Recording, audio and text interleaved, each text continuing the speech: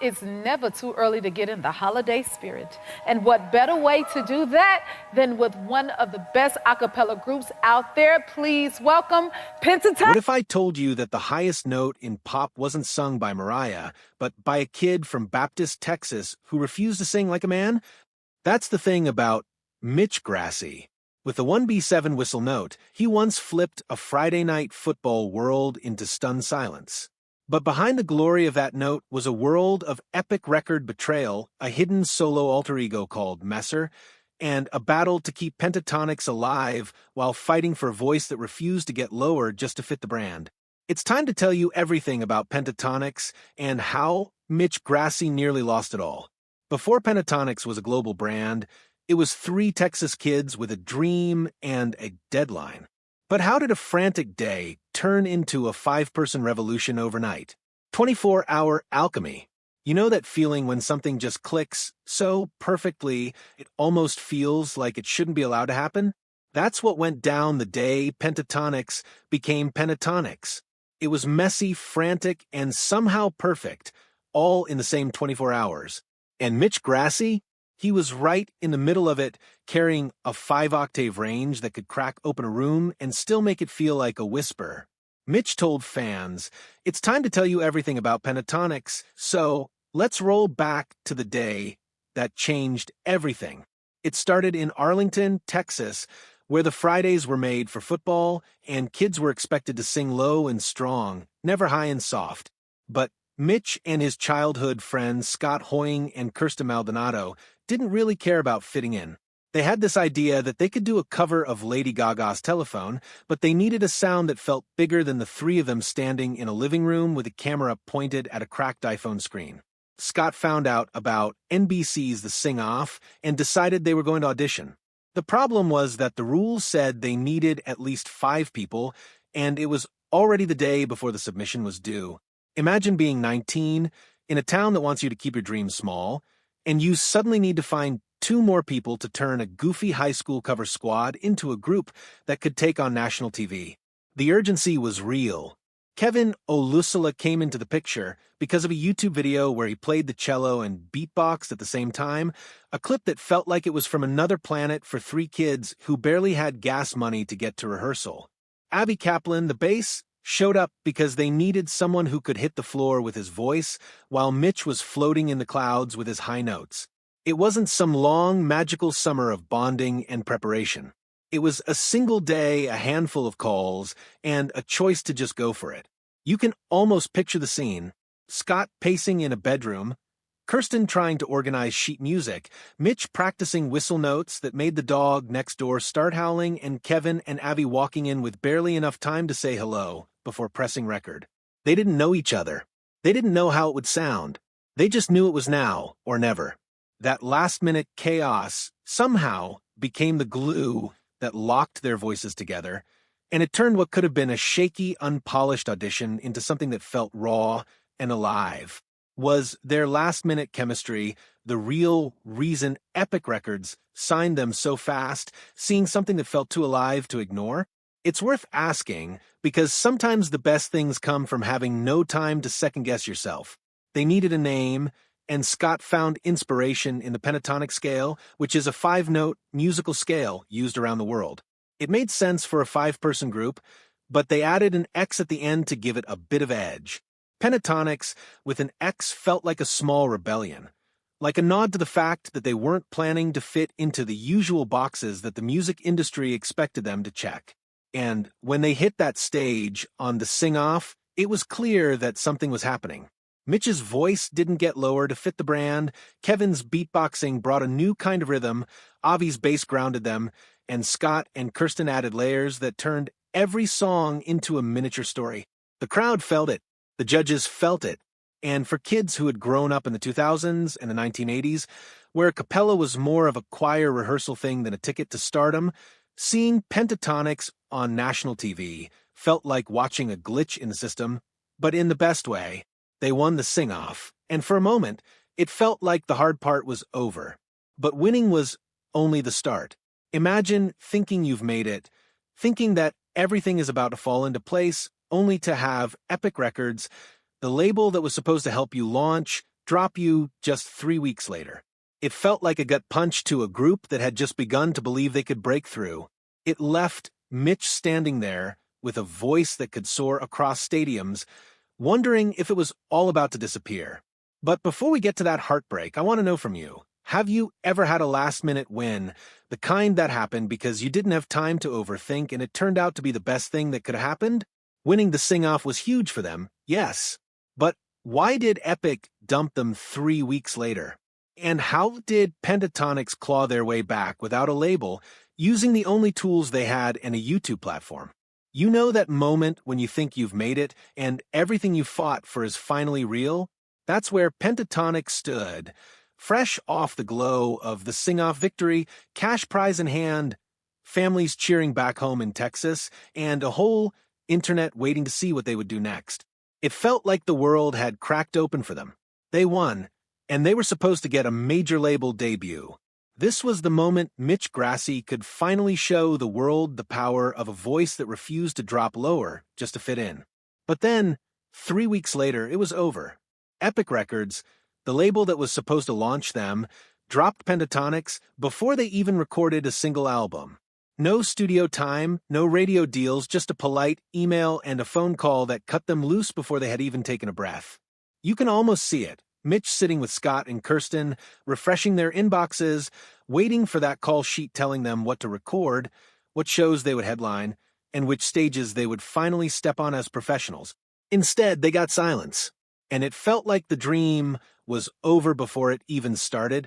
You might wonder, why would a label walk away from a freshly minted TV champion with a built-in audience and a viral moment behind them? The industry was shifting, and a cappella wasn't a bet Epic wanted to place real money on. A cappella was still seen as a novelty, something you'd catch in a college quad or on a Christmas special, not something you'd see topping charts or selling out tours. And Pentatonix? They were 5 kids without a band, a label, or any path forward except the one they were willing to carve for themselves. Mitch Grassi told fans, "It's time to tell you everything about Pentatonix." And here's what most people never knew about this moment. The win didn't define them. It was the loss. They had a choice. They could walk away, go back to college, pick up normal lives, or they could do the scariest thing imaginable in the early 2000s when YouTube was still a place for cat videos and low-res vlogs shot on cracked webcams. They could try to build something themselves, and that's exactly what they did. Scott, Kirsten, Mitch, Avi, and Kevin pooled their sing-off cash prize and decided to record their own videos. No label to guide them, no fancy studio, just a camera, a white wall, and a vision. Their first videos were raw and stripped down with tight harmonies and arrangements that felt bigger than any 5 voices should have sounded. Mitch's high notes were there, unfiltered, with no label executive telling him to sing lower for radio friendliness, and Kevin's beatboxing gave it a rhythm that felt alive. Within weeks, the subscriber count started to tick upwards. A few hundred, then a few thousand, and then a few 100,000. One of their first viral moments came from a cover of Somebody That I Used to Know. It exploded, pulling in viewers who had never heard a cappella like this before. They weren't just harmonizing for the sake of it. They were reimagining pop songs and giving them a layered complexity that felt cinematic, almost like you were hearing a song again for the first time. YouTube became their stage, and they learned to edit, film, record, and post with the kind of discipline you don't learn in a label office. Mitch, who had once wondered if the world would ever accept a male voice that could hit notes most singers only dream about, found that there was an audience hungry for exactly that. The channel's early growth wasn't a fluke. It was a sign that the world was changing, and Pentatonix was ready to ride that wave. A dramatized text bubble would pop here. What do we post next? Do we even have enough for rent this month? Did you see the new subscriber count today? Because this wasn't some polished rollout by a major label. It was 5 young artists working out of apartments, editing until sunrise, uploading videos, and refreshing the page to watch views climb in real time, learning as they went. They were making arrangements, shooting, editing, and posting, repeating the process over and over, week after week, refusing to let the label's rejection be the final word on their story. Pentatonix's gamble paid off. Their YouTube channel grew to over 5 million subscribers before they even landed their first Grammy. Their videos pulled millions of views, and their fans became the marketing team they didn't have, sharing covers, making reaction videos, and showing up to live shows that started small but grew city by city, country by country. This wasn't Epic Records' plan for them, but it became the plan Pentatonix wrote for themselves. And that's the power of the pivot. When the gatekeepers say no, you find another way in, and sometimes you realize you didn't need their gates in the first place. So next, cue the high note that would rewrite Grammy history. Because coming up, we're diving into how Pentatonix turned viral covers into award-winning albums, how Mitch Grassi's voice broke the rules of what pop music could sound like, and how the group went from YouTube hopefuls to Grammy winners, proving that sometimes the best way to win the game is to play it on your own terms. Have you ever heard a note so high that you had to check if your speakers were glitching? Or catch yourself rewinding just to be sure a human being actually made that sound? That's what it's like the first time you really hear Mitch Grassi. Because while the world was busy labeling Pentatonix as that a cappella group from TV, Mitch was quietly bending the rules of pop vocals one whistle note at a time. And Mitch told fans, "It's time to tell you everything about Pentatonix." So, let's talk about the voice that turned a cappella from a side stage gimmick into a chart-topping revolution. Mitch's voice isn't just high, it's stratospheric. Documented as reaching from F-sharp 2 all the way up to AB7, his range covers 5 octaves, which puts him in rare company, right up there with Mariah Carey's whistle tones and Freddie Mercury's operatic belts. You can imagine an on-screen piano roll here, each note lighting up as Mitch climbs higher and higher, ending with that B7 that feels more like glass shattering than a sound you'd expect from a guy who grew up in a Texas world that told him boys were meant to sing low. And here's the thing most people don't realize. Mitch didn't just hit those notes for show. He turned them into weapons that fueled Pentatonix's rise to the mainstream. Their Daft Punk medley pulled over 324 million views, with Mitch layering impossibly high harmonies that lifted the song from a cover to a sonic spectacle.